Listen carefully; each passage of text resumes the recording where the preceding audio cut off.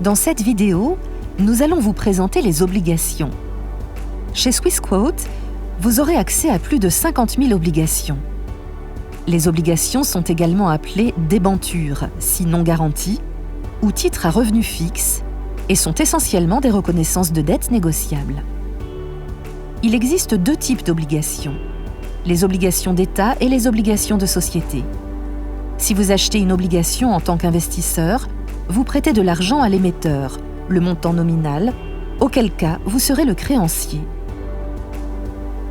Selon l'obligation, l'émetteur peut être l'État ou une société. Il est le débiteur. Avant l'achat, l'émetteur détermine les conditions, le montant de l'intérêt, le coupon, la durée et le remboursement. Contrairement aux actions qui n'offrent aucun rendement garanti, l'émetteur garantit le remboursement de la valeur nominale majorée des intérêts à l'échéance. Le prix d'une obligation est coté en bourse en pourcentage et fait référence à la valeur nominale de l'obligation. Vous achetez un certain nombre d'obligations et payez son prix en pourcentage. Le cours d'une obligation est soumis à un certain nombre de facteurs différents, tels que le taux d'intérêt du marché, la durée jusqu'à l'échéance et la solvabilité de l'émetteur.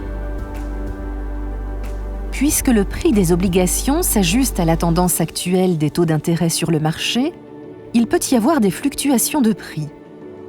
Les obligations à court terme sont très sensibles aux politiques monétaires des banques centrales, alors que les obligations à long terme réagissent fortement aux anticipations d'inflation. Outre les risques de marché et de taux d'intérêt, il existe également un risque que le débiteur ne soit plus en mesure de faire face à ses obligations et de payer ses intérêts, voire de rembourser le capital qu'il a emprunté. Afin d'éviter cela, il devrait y avoir un audit préalable des évaluations effectuées par les agences de notation concernant la solvabilité de l'émetteur. Pour les obligations, différents types de coupons sont disponibles. Dans le cas des obligations fixes, le créancier d'une obligation recevra l'intérêt, c'est-à-dire le coupon, en échange du transfert de capital pendant la durée de l'obligation.